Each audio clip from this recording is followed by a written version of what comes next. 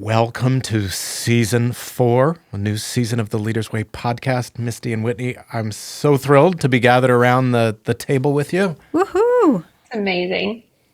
It's the beginning of a new semester here at Yale. It's the beginning of your last year at the university. I don't know how to feel about that, Whitney. What about you? All right. Every time somebody says that. Tell me about the vibes right now. How is this feeling?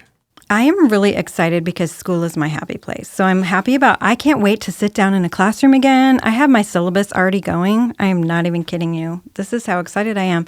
But also it just doesn't seem real. And I think I'm starting to already have that feeling of, oh no, it's almost over. And we have not started the year yet. So that's concerning me a bit about myself. Yeah, I'm going to miss this a lot. I really am. Yeah. Oh gosh. Yeah. What about you, Whitney? There's just a lot of emotions that come with that final year. I mean, I'm so thrilled to be a senior. Again, this is like the fifth time in my life I've been a senior. It won't be the last though, will it?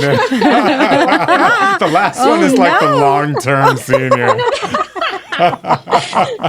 Oh dear. Oh my God. So yeah, being the oldest and wisest in the group will be fun. I've loved being friends with Misty because her enthusiasm about school is infectious. And so if you just hang with her, then you'll complete all your assignments. You'll know what's coming next. And you'll even be almost excited to talk about Bart for 25 pages. So I'm excited to hang with Misty for this next year. I'm also really excited about like the discovery and like discovering what the future holds. Because honestly, a lot of us at Berkeley, we don't really know. A lot of us are on the ordination track, but we don't know where we're going to end up. And, it's always God willing and the people consenting. We imagine something, but who knows? And for me right now, that unknown is a bit exciting and also anxiety producing if I let it go in that direction, but honestly, more excitement around it. That's such a good point. You're totally right. Of course. I'm so thankful you both are here. I wonder, are there any bucket list things, like Yale-specific, New Haven-specific bucket list things you want to make sure happen before you get all dressed up in May and walk down the aisle and we all cheer you on? I don't know. I can't think of a particular thing. I think I've just been pondering being more cognizant and intentional of putting myself in all the spaces. Do you know what I mean? Spending more time at the library, spending some time at Sterling Library, going to the gym, doing the things that are actually in town. So that's on my mind. So it would be pretty amazing if this semester and next semester I actually read everything that's on the syllabus that I'm asked to read. What if that's the bucket list? It's you actually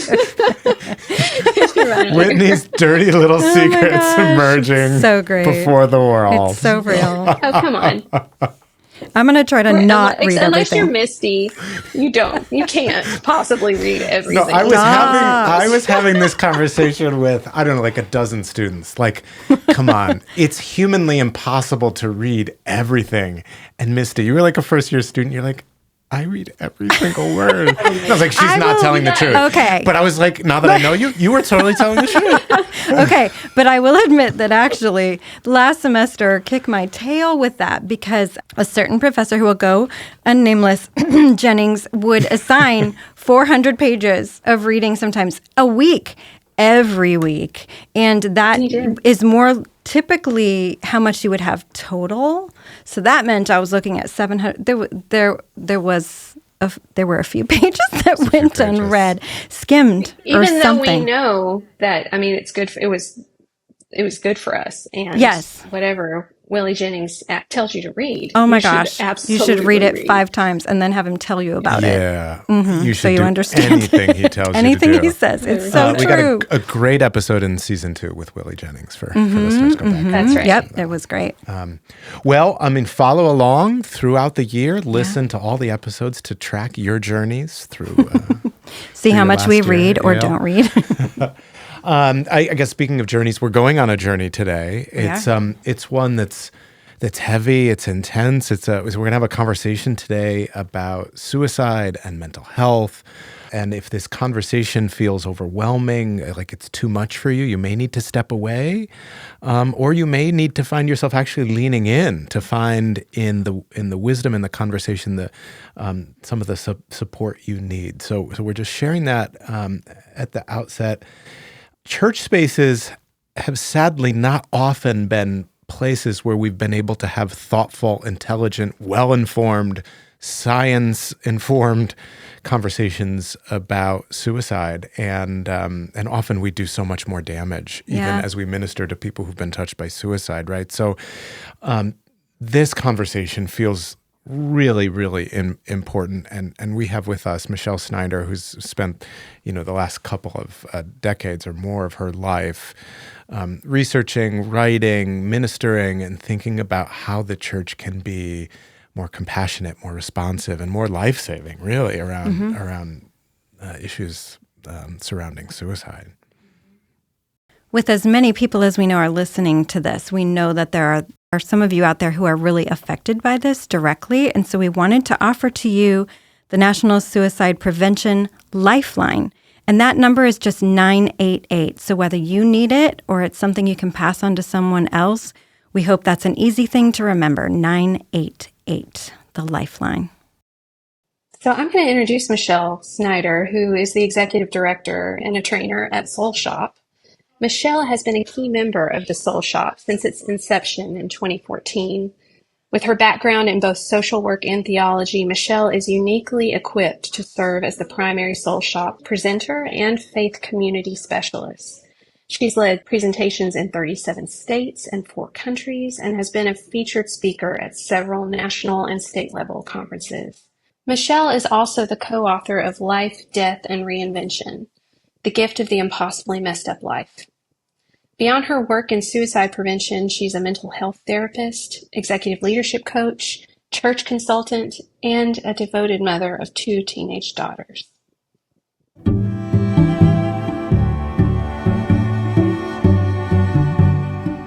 Welcome to the Leader's Way podcast, a show for people who are not ready to give up on the world.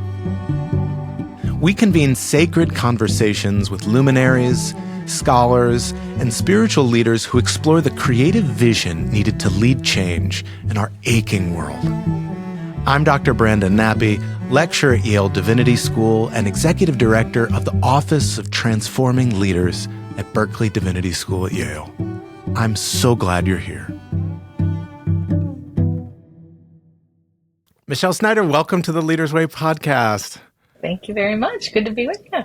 Oh, it's so great to have you back here at Berkeley Divinity School at Yale. For listeners and for Whitney and Misty, I want to give the context that Michelle gave a workshop to clergy here at Berkeley in the wintertime. It was one of the largest workshops we've ever run. And your teaching was so rich, so engaged. The stories, the insights, we were hanging on all of your teaching, and I'm just so thankful for the work and ministry that you do.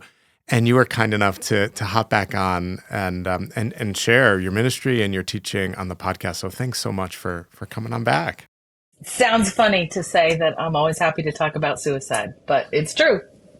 Well, I think that's what touched me deeply, the way in which you were just so comfortable talking about topics and suicide in particular that many of us, I know myself, I am just so uncomfortable talking about. And maybe you can begin just by framing the state of the conversation right now. I'm hearing so much more about suicide in the news. I'm hearing folks in my own family impacted. Suicide seems to be more prevalent now than ever. Can you frame kind of the state of the challenge and just name some context for our conversation? Again, all of this is complicated and a little hard to say, but in some ways, suicide is having its day. Soul Shop is the organization that I run, and Soul Shop was started by a pastor. The story goes that he had a couple suicides in his church, and this was in the 90s, mid-90s. He had a couple suicides in his church, 3 to be exact. 3 high school students died in one academic year. And he was like, somebody's got to do something about this. And so he got trained in secular suicide prevention. And he said he would just go all over Southern Ohio teaching classes, kind of gatekeeper 1 hour classes on suicide. And he said consistently, I'd like fill fire halls and school auditoriums and, community centers with 100 people that would want to talk about this topic that no one was talking about. And he said consistently I'd look around and there just wouldn't be a pastor in the room. Like there'd be everybody, teachers and healthcare people and parents and grandparents and first responders. Everybody was showing up for the conversation, but pastors. And so Soul Shop's origins really come from someone who looked around and said, no one is talking about this. I think we fast forward it's hard to say that was 35 years ago. The 90s were 35 years ago. But we fast forward 35 years ago. And what I think happened is that back during that same period of time, a number of organizations and people had a similar sensibility. And so you can find multiple suicide prevention organizations started in the 90s, Living Works Education, the American Foundation for Suicide Prevention. And those organizations that were mom and pop, that were organic, that were grassroots, are just sort of living into their maturity now. And so all of a sudden you sort of see this landscape populated in new ways with this conversation and think like, we were never talking about it before. Really, there's been kind of an army of people working to build the movement that is just sort of broken through the surface, I think. Also, what's true is that suicide rates are on the rise, and they have been on the rise since that day. I think it's since sometime in the 90s when they started tracking suicide rates. They've done nothing but climb consistently. So all these organizations working, all the talk about it, all the 988 helplines that are formed, all the things that are being done, the money raised, millions of dollars in research, the numbers still keep climbing, which is fascinating and challenging and important for us to know. I think I should say, with one caveat, there were 2 years in that period from the 90s until now that suicide rates dropped. And that was the 2 years of COVID, which is also really interesting. Yeah, lots of people. It's not what I would have expected. Mm-hmm. Lots of people think they went up. And what did go up were calls to the call centers, like help seeking went up, those kinds of things. I don't know the data on reports about ideation, but suicide rates themselves dropped by 6%. 6% 1 year and 2% the next year, I think. So yeah, it's interesting. And at Soul Shop, we have a theory, and I do have a theory. I think I stand behind it pretty strongly. As we've done this work, and the more you do the good until you know better, and then you do better. I think for a long time we have attributed suicide to this sort of narrow lane of mental health. And it is mental health, right? All health, mental health is health, and everybody has it, and sometimes it's good and sometimes it's bad, right? But really, I think what we've done with suicide is siloing it really towards mental illness. We'd probably deny that if you asked us that, but it's kind of where we've put it. So somebody dies by suicide, you hear people say, like, I didn't even know that person was depressed. And in fact, the truth is that everybody who dies by suicide is not depressed. The data's about 60% of people who die by suicide had major depressive disorder at the time of their death, which is more than half, but just more than half.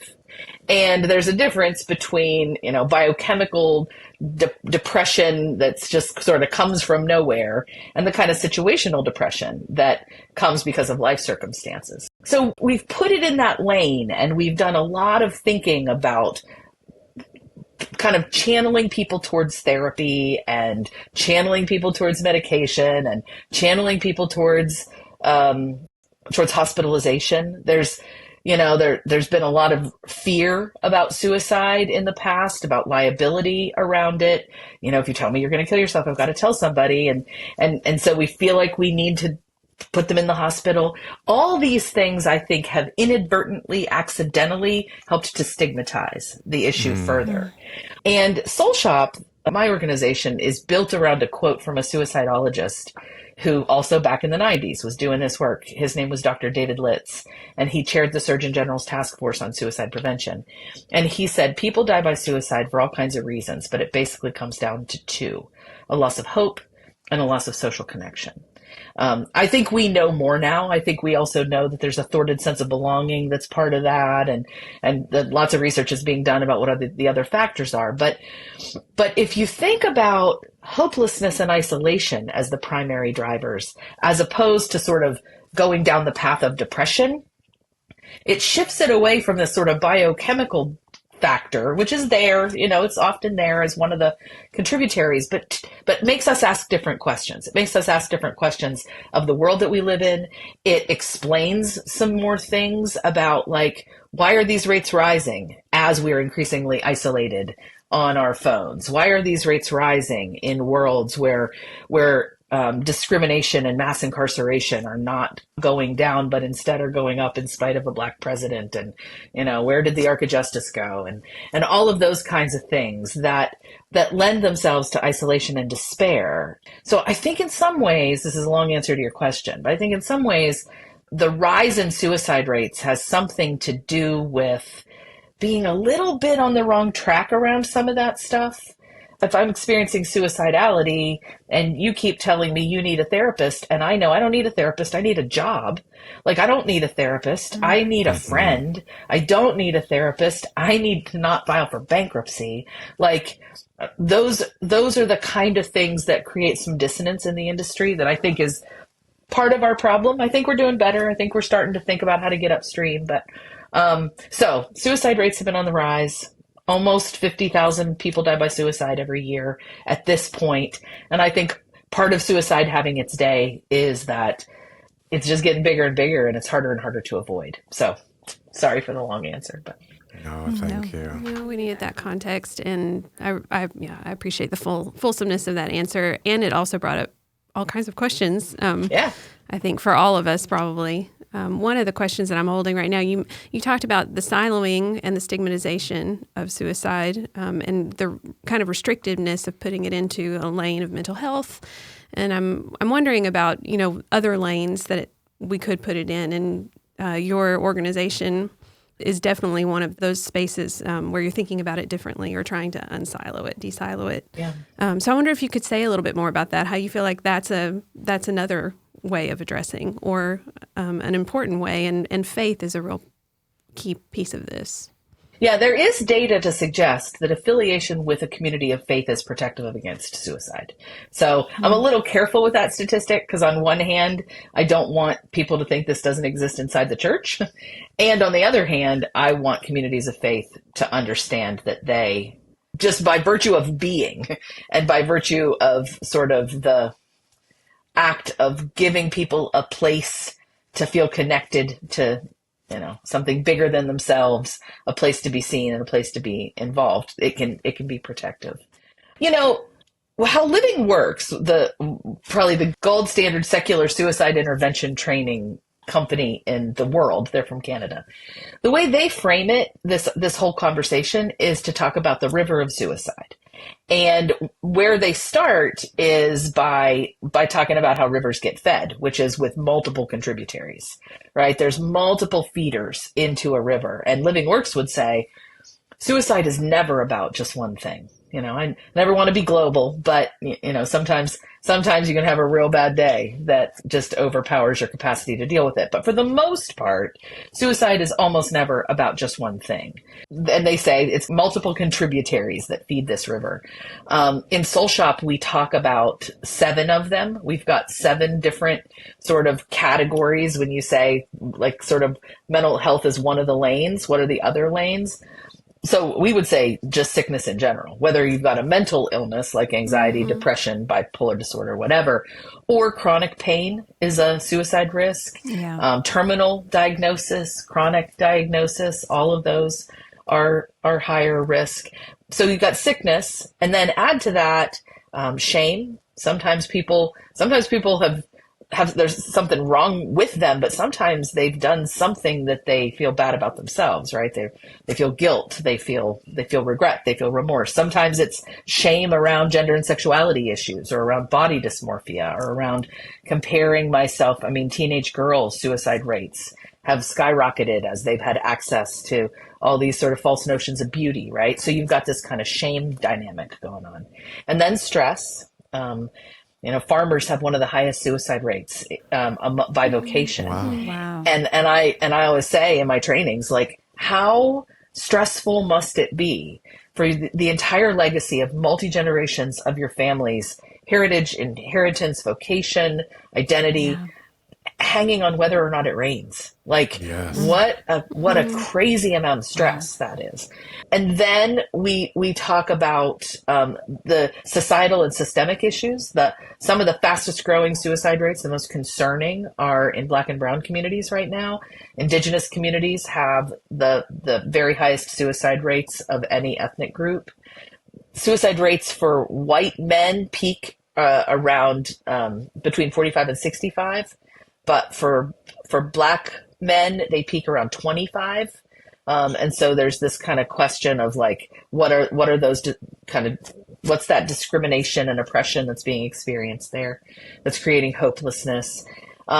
We talk about the sort of stats, like just sort of baseline status things, like people who are suicide loss survivors have higher rates of suicide. The higher your ACE score or your adverse childhood experiences, the higher your ACE score, the higher your suicide risk across a lifetime. People who are in the foster care system have higher rates of suicide or risk for suicide. People who have been sexually abused as children, rape survivors, right? All of that sort of veterans have higher suicide rates. So all those kind of baseline states. And then shunning is something that contributes to suicide when people do something wrong or are perceived as not right by their community and they get ostracized and shunned for that. That's a suicide risk. And then sometimes people are trapped in situations like domestic violence or those kinds of situations that they can't get out of. And I tell you all that to sort of broaden the picture to say, if those are the multiple contributaries, and it's never just one thing, it's often many, many things that are compounding, then where my organization comes in from the angle that we have is to say, like, the mental health field has a role to play here. They definitely do for one of those lanes. But the church could do so many things for all of the other stuff. And in our faith communities, we have been inclined to we treat suicide like a hot potato. We catch it and we just offload it as quick as possible to these referral systems that are really only trained. For them, they're a hammer, and so everything looks like a nail. And in fact, the truth is that when it comes to suicide, there's a bunch of stuff going on, and a hammer's only going to fix one part of it. So I'm not sure if that exactly answers your question, but yes, no, that really does help. And I think also I am interested in talking more about how the church can help in all of those other areas, all the other ways it can show up. But first, I was wondering also how did you come to this this topic, this issue that's so prevalent among us, and how did it dovetail with your own faith? Yeah. Good question. Unexpected, unlikely answer. Mm-hmm. I am one of the few people in suicide prevention that you will ever meet who has had no personal experience with it whatsoever. Most people in this industry either have their own suicidality or have lost someone to suicide or some kind of personal interface. I did not have any at all. My friend, who was the pastor in the 90s, who tells that story that I told you at the beginning, he and I were actually church consultants together. The other thing I do for my day job is I'm a church consultant with the Center for Healthy Churches. And I am a recovering fundamentalist, ex-evangelical, adult survivor of childhood clergy sexual abuse, spent many years in therapy, sort of untangling toxic faith. Like, you're going to ask me a question at the end about one of my random jobs, like, we'll talk. but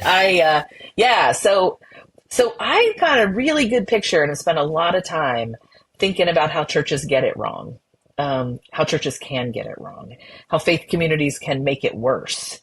And one of your questions was, how does faith help this? And I think it's a complicated answer because there are some manifestations of faith for people when they are in certain places that are really life-giving. You know, the companionship of Elijah and David, who also struggled, the realization that Peter did stuff that he had a lot of shame around and yet was forgiven, the ways that our community of ancestors understood this and knew, and that nothing can separate us from the love of God in Christ Jesus. And all of these sort of this infusion of hope can be really helpful.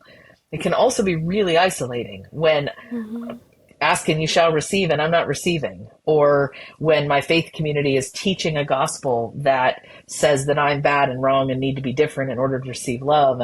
And so I think faith can be useful, but I'll tell you where my faith community has been most useful to me is when they've been able to pray for things on my behalf when I stopped being able to name it for myself.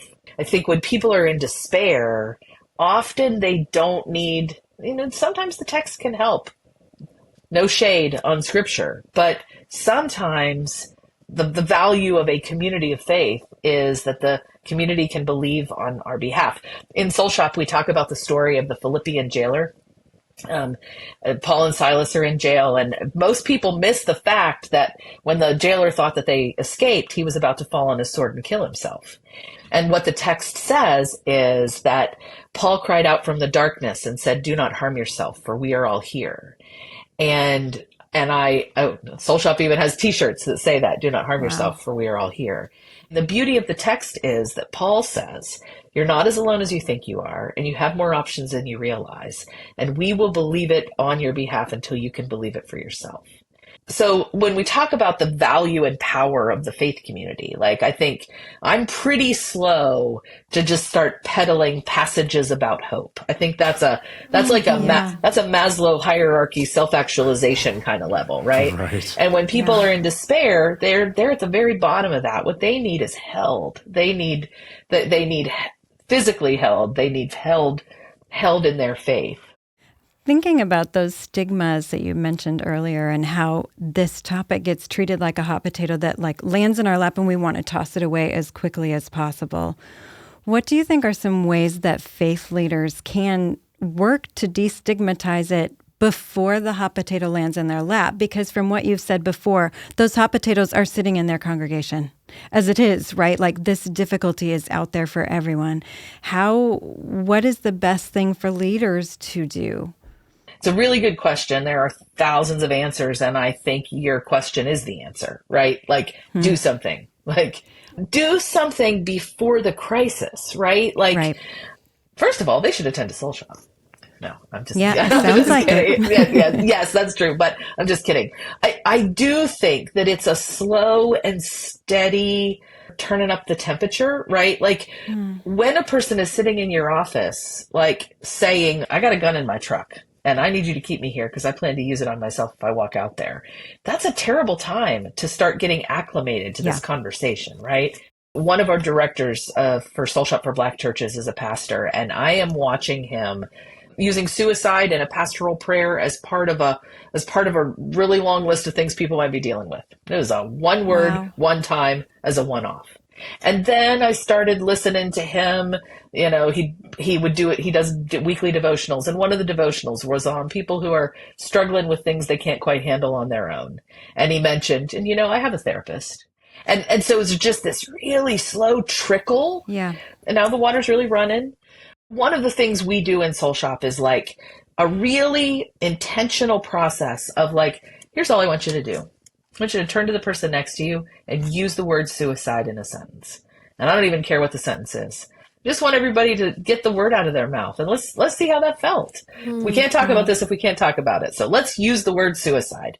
And they do. And some people struggle. And some people say, that was really hard. I didn't realize how that was going to be so hard. I found myself wanting to say hurt yourself, or I found myself wanting to say some other more kind of euphemism for it. Yeah. But you give them a chance to talk about the experience of trying to talk about it. And it's really low stakes, right? I mean, my goal always in any training I do is to keep people in the yellow zone, which is we don't want to push people too far. And if you drop this big old bomb in the middle of the room, people can't handle that. But we got to acclimatize.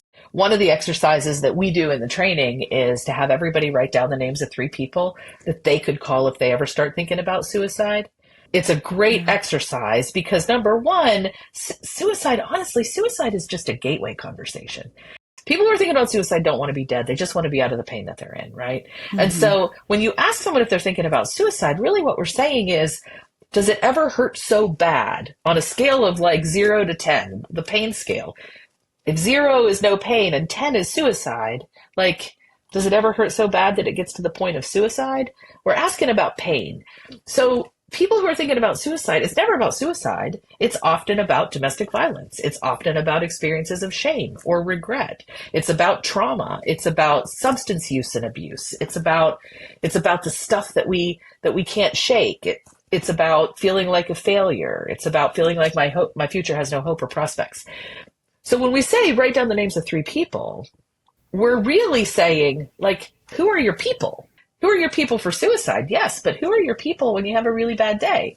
Who are your people when you are about to do something really stupid? Who are your people when you're feeling shame? And it gives people, a realization like, oh, first of all, sometimes my first thoughts aren't my best thoughts. I didn't write down my best friend because my best friend, I love to hang out, but she can't keep a secret. Or the person who loves me most is somebody who can't hear me say I'm not okay without falling apart themselves, right? So it gives people time to create this network of safety in their own mind. It then is an invitation to use it in the small things as practice for the big things. It also is a way of saying, and you know what? I'm the pastor and I have one too. And your Sunday school teacher over there, they have one too. And everybody has one because this isn't a thing that happens to sick or broken people. This is a thing that could happen to any of us. It's the act of putting fidget spinners on every table so that the people who need them can play with them without shame because everybody's got them. It's the thing of everybody wearing a seatbelt so that whoever has an accident has one on, right? There's 1,000 answers to your question. And your question is the answer. I think we start to do stuff and it's not a once and done and it's not all at one time or, overnight. But I think we begin to just say hard things in the yellow zone where people can handle it. That makes it possible to show that this is all of our thing. Yeah. When I was in your wonderful workshop back in the wintertime, you encouraged us to ask folks that we're working with closely in a pastoral conversation, for example, if they were considering suicide. This was a completely new and stunning thought to me that it would be appropriate, or it wouldn't be an invasion of someone's boundaries or privacy to ask such a question. And I thought about it for the next week and thought, gosh, I wonder if I could do that. Well, a situation presented itself just shortly after, and I could feel my heart racing. Yeah. And I thought, gosh, there are enough of these risk factors that I remember Michelle describing. And I thought, I'm not going to forgive myself if something happens. And I blurted it out. It was totally awkward and uncomfortable. I'm glad I did. And we had such a rich conversation and felt more connected. But I wonder if you could talk a little bit about this, because I think I still need a little more coaching. Like, do you really mean that? And can you maybe do a little role play? Like, what does it sound like when done well? Because I think some of us not only feel awkward or afraid to do it, we're afraid of doing it so badly that we make a situation worse. I think we imagine, right? Or we're afraid that we will make the situation worse or create ideation that isn't already there or something. Yeah. I will answer your question, but Brandon, I'm curious. Was the answer no? Did the person say no, they weren't thinking about suicide? They did. Yeah. Was it worth asking anyway? Oh, for sure. Yeah. And I think the person felt cared for and felt my compassion and concern. So it helped the relationship, even though, at least in that moment, ideation wasn't happening. Yeah, so a couple things there. I mean, the thing about the number on the pain scale, I think, is part of the orientation to your question. When we ask someone, are you thinking about suicide? It's not a yes or, it is a yes or no. Are you thinking about ending your life is a yes or no question. But in some ways, what you said is there are enough risk factors here. I'm seeing enough pain, distress, things that would cause me pain or distress. I see a person who is hurting. And when I say, on a scale of 0 to suicide, are you at the point of suicide? The answer might be no, but it doesn't mean there's nothing, right? I mean, it might be the answer is I'm a 7, and 7 means I sleep way too much these days. Or no, I'm not thinking about suicide, but I've been drinking more than I want to. Or no, I'm not thinking about suicide, but it gets really hard sometimes. And all of that is an invitation to either a pastoral conversation or a very human conversation. And so suicide is sort of the ultimate invitation to back into anything else that it could possibly be. Does that make any sense? Like, yeah. I think when you say, does it ever get so bad that sometimes you think about suicide? You've kind of gone all the way up here. And so somebody might not feel free to say to you, I drink too much. That's a thing that elicits shame and we would maybe hide behind. But if you say, are you thinking about suicide? Now it gives them the chance to say, no, I'm not. Probably drinking more than I should, right? And since you've named the hardest thing, everything they've got to say is less than that. Yeah, the permission gets somehow granted. Yep, that's exactly right. Yeah. First of all, let me answer the question or address the myth that asking somebody if they're thinking about suicide can put the idea in their head. That question has been researched probably more than any other question in all of suicide prevention space, and there is absolutely zero indication or evidence that that's the case. It's just not there. You can kind of think like, if I said to you, any one of the three of you, I've been thinking, I was wondering if you were thinking about signing all your paychecks over to me for the next 6 months. Like if you're not thinking about that, like I haven't just put that idea in your head. We are so hardwired towards life that we can't put the idea in someone's head. And the thing is, like I said, people who are thinking about suicide don't want to be dead. It's not like you've injected this idea of wanting to be dead in the mind of somebody who doesn't want to be dead. People who are thinking about suicide want to be out of the pain that they're in, and they sometimes think that death might be the only way. And so all you're asking is, has it got so bad that sometimes you think that death is the only way? And you're not inserting anything in that. So it's just not there. The data, it's not there. Yeah. Thanks for saying it again. Yeah. Yeah. We like 2 different ways of asking the question that work pretty well to sort of mitigate some of what you're talking about. One is sometimes people going through what you're going through start to think about suicide. Are you thinking about suicide? And that way of asking has a way of building community, right? I thought I was the only one that's ever felt this way. But actually, sometimes you're part of a big group of people who have this very normal response that you might be having too, or might not be, but it's normal. And lots of people have been here. It also kind of communicates a level of competence with the topic. Like, I know this well enough to know that there's this subgroup of people. So sometimes people going through what you're going through start to think about suicide. Are you thinking about suicide? And the other one is what I've been saying. Does it ever get so bad that sometimes you think about suicide? And in some ways, that second one, does it ever get so bad that sometimes you think about suicide, is a way of suicide is secondary to the question of how bad is it, right? It's not an assessment question that's a checkbox as much as it's I see that it's bad. I want to kind of hear how bad it is, even if that means that it's suicide. So we say clear, compassionate, and confident. And those ways are all 3 of those. The data suggests that 6% of adults and 20% of kids are thinking about suicide at any given time. That's a crazy number. 1 in every 17 adults and 1 in every 5 kids is thinking about suicide at any given time. And so, Brandon, when you say, like, do you really mean it, that we're really supposed to ask that question? And yeah, every single day you're brushing up against someone who is in so much pain that they think death is the best option they've got. That's generally how I frame the language of suicide. When I talk about suicide, that's the most common way that I say it. I don't say committing suicide. I mean, nobody in the industry anymore says commit suicide.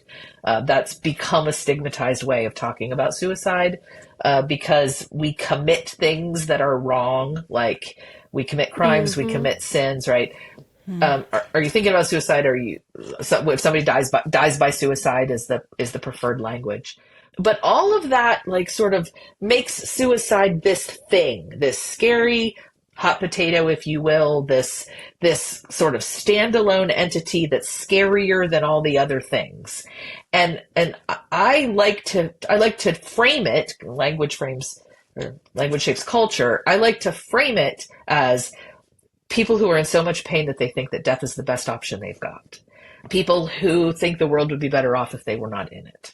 And when we start talking about suicide like that, it gives new lenses for thinking about who's at risk and then how we can help the person who's at risk. Given those numbers, 1 in 5 is terrifying to me. Oh my goodness, to think that many kids are thinking about it. 1 in 16 or 17 adults too. Given those numbers, we have people listening right now who would fall into that category. Could you take a moment here to speak to them? Yeah, sure. You're right. I mean, I'll speak to you first to say that your sensibility is a good one there. I say it to everybody anywhere, but to clergy folk and people in ministry, always presume that wherever you are and whoever you're speaking to, there are people who are thinking about suicide. And I think what I would say to anybody listening who's thinking about suicide is that I believe you when you say that it's bad. And I'm sorry. I wish that it wasn't. And I'm glad that you have stuck around. I'm glad that you're still trying to find ways to stay. I have a belief that there are people who care. I know that there are resources. If there is nothing else in your life that's keeping you here, 988 is always a resource to turn to. I think we often aren't as alone as we think we are, and we have more resources than we know. But we can't often get out of the situations we're in isolation. And I know that the more pain we're in, the less likely we want to talk. I would say try to talk. Try to find somebody, that Sunday school teacher that you haven't talked to in 40 years, but you knew loved you. The grandparent, the uncle that you haven't talked to in a long time. Find somebody, tell them what's going on, and ask for the help that you need. That's what I would say. Thank you. One of our sensibilities is that in addition to those people who are listening, there are also people listening who are worried about a loved one who's thinking about suicide. And there are options, and there are people out there who are doing really good work. The American Foundation for Suicide Prevention is a great organization with chapters in every single state. NAMI is in your community. Mr. Rogers said, look for the helpers, and they exist. So I know that can be isolating, and it can feel like there's not a lot of choices, but there's help. There's also people who have lost someone to suicide. Who are often triggered in their pain, and there are people who have their own lived experience of suicide. And one of our visions in Soul Shop is that there are often, I think probably many of our churches on any given day, there are people who are thinking about suicide sitting right beside people who have been suicidal in the past, and they've found ways to live. And we just want to get those people talking to each other. So, yeah. Yeah, that's a good reminder. Thanks for that. I guess the question I'm still holding is to take us back in the conversation about how pastors were not in the audience in the 90s when your colleague was out there giving workshops and doing these talks.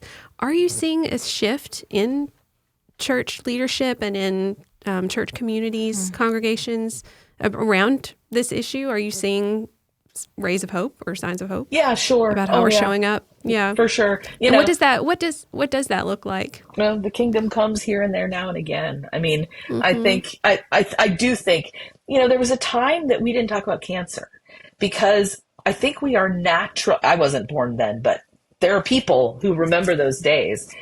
And I think that we are inclined to only want to talk about the things that we have some capacity to do something about. I think we avoid topics that we don't understand. And as education is going up and as information is coming out and as all the public health folks are doing their job and doing their work, as people have more and more resources and feel more and more capable of dealing with it, all of a sudden they're more willing to talk about it. So I do think that faith communities are coming around. I think that, Soul Shop's a great program, but I do think that it happens to have been birthed like at a synchronistic time. And so just as pastors are starting to look for resources, we're here and people are coming and they're showing up and they're preaching sermons on suicide. They're praying prayers about suicide. We get stories like Brandon's almost daily. Like, I went to a thing and you said that I might use this thing, and lo and behold, I ran into somebody and I did it. Yeah. So I do think that churches are doing much better. I think this the emerging generations, even Gen Xers, are better at talking about this. One of the problems we have in younger generations is the overuse of the word suicide. There's a kind of flippancy with the language that can give you an illusion. Everybody wants diagnosed, and it's kind of a source of identity to have a mental health diagnosis or something. I find that generation no more willing to talk about the things that cause them so much pain that they think that death is the only option they have. And so I think that it's kind of an illusion. But that is a generation that's more willing to talk about mental health and mental illness and all of that. So we're seeing some shifts. Very hopeful work to be in. People ask me all the time, like, is it hard? It must be hard to talk about suicide all the time. And it isn't.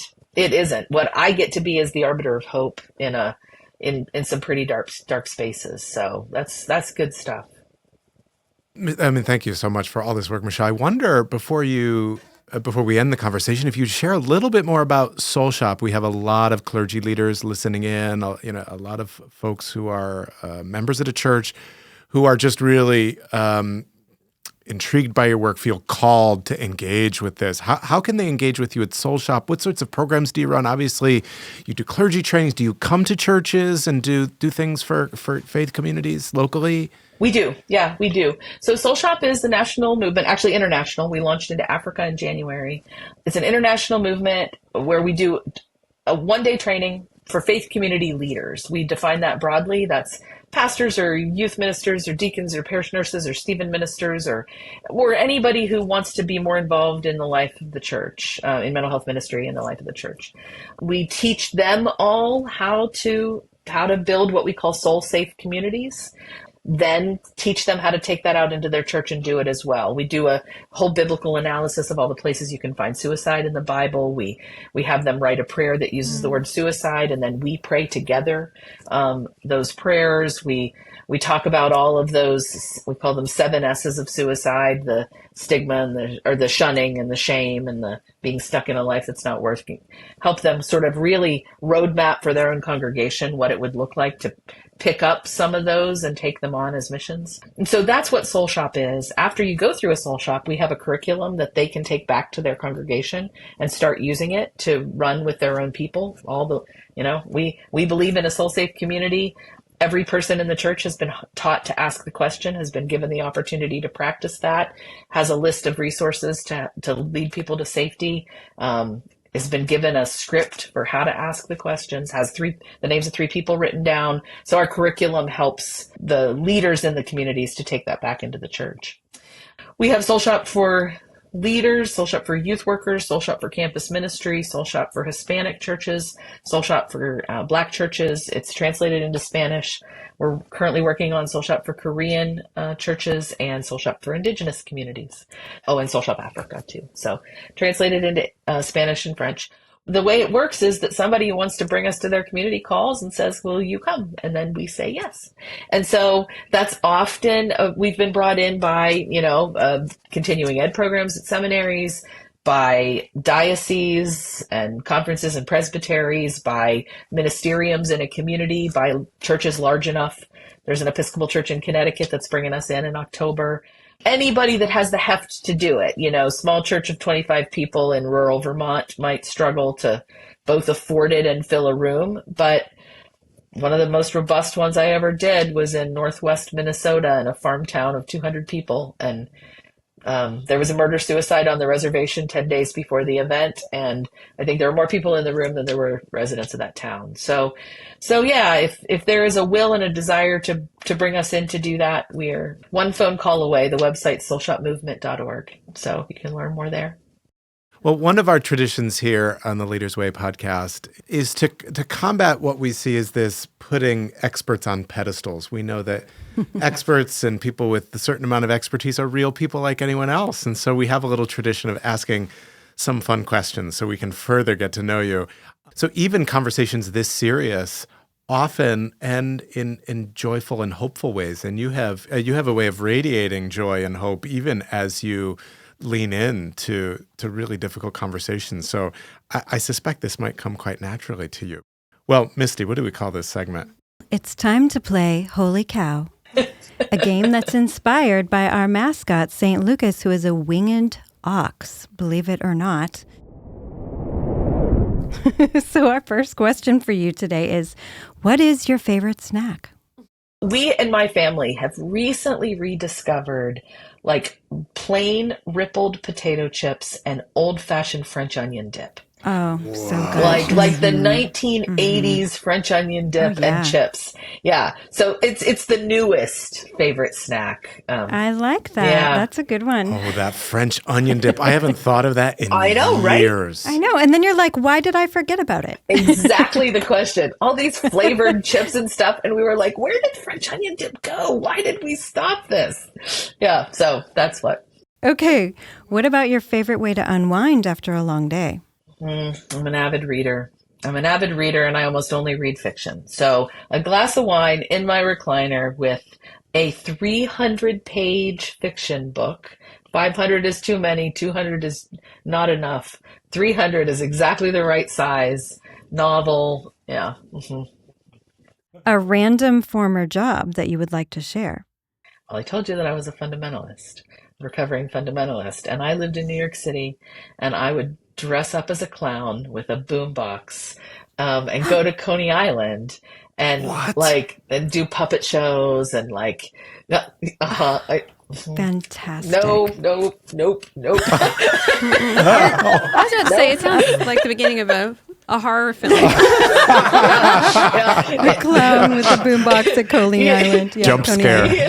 Yeah. You know, like when you're like reaching like a fever pitch of a crisis moment where the collapse is really close. That clown thing. That was it. It was really, really close to the end. Okay. Yeah. That might be a story for another day. Okay. Do you have a bad habit you're willing to share? I do. It is not as bad of a habit as it used to be, but I notoriously would leave my wet towels on the bed. I'm so disappointed. The way I'm so sad right now. Why? You can never travel with me. I'm just kidding. Well, yeah, so I use this in my therapy practice a lot.